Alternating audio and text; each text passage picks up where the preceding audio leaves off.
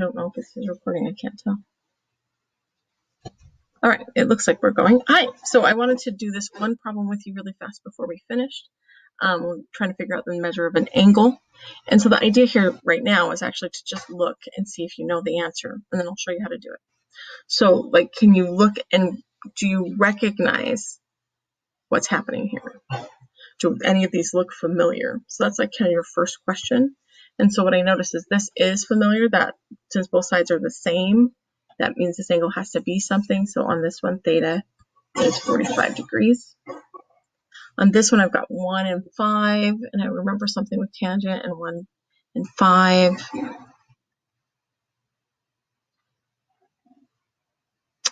And so this one, we'll use blue for this one. Theta is 11 degrees.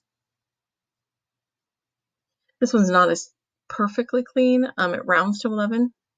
So if we had set up tangent of 11 of theta equals 1 over 5, and then we would have to play games. But maybe then we recognize it better as 11 degrees. Not sure. Then our last one, this one here, is one of our newer ones.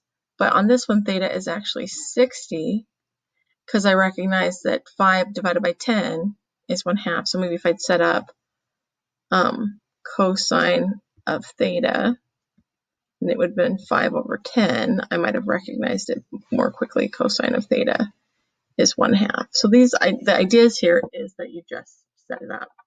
And so over here on this red one, and I will use pink for underneath, so tangent of 45 degrees equals, or of theta, excuse me, equals 9 over 9 or 1. And so how do I find it if I don't recognize it is the real question. And that's when I use the inverse functions on my calculator. So we've already talked about tangent inverse in class, where we do tangent inverse of both sides and where to find that button and all that stuff. Where there's also a cosine inverse, and then we'll spit out the answers. So our next lesson, we're really going to be studying those. So good luck. We'll talk to you guys soon.